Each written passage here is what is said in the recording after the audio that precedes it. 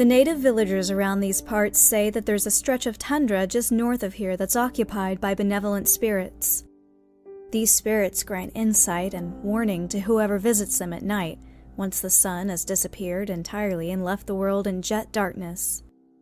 I drove out to the middle of the frozen expanse of ice and waited, hoping to catch a glimpse of whatever commanded these people's reverence. They send their children out, bundled in furs to keep from freezing on the eve of their 15th birthday to seek an audience with these spirits.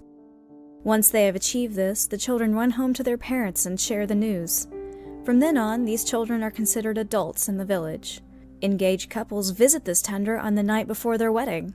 The entire village stays up all night awaiting their return, as it is upon their return that the couple either decides to proceed with their marriage or to abandon it. The elderly visit the tundra when they are sick or ailing, and often make their condition worse by staying all night in the cold. When they return, however, it is most often with an air of sheer serenity. So, I waited, curious to see what phenomenon might inspire people so powerfully. I waited for hours, bundled in my parka and sitting on the hood of my pickup. I waited until I felt that I was going to freeze to death, even in my thick clothing. I heard the spirit before I saw it. A crunching of snow in the silence made me jump off my truck and spin around. A hunched, gray-skinned man stood a few meters away. Sad, yellowed eyes stared back at me, set inside a skull from which sprouted only a few greasy hairs. He breathed heavily with a rattle that shook his fragile ribcage, and one of his arms looked as if it had been messily broken and then neglected, allowing it to knit back together imperfectly.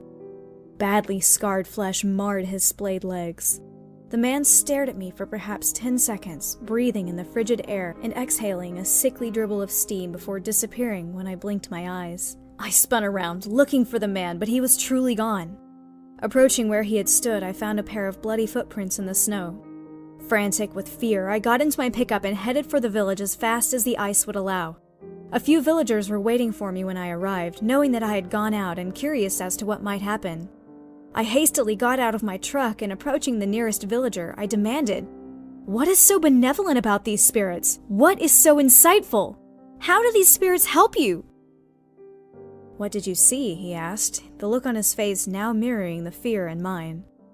"I saw a man horribly disfigured and desperately sick!" I screamed into his face, and the rest of the villagers around us backed away a step. "Why? What does that mean?" I begged him.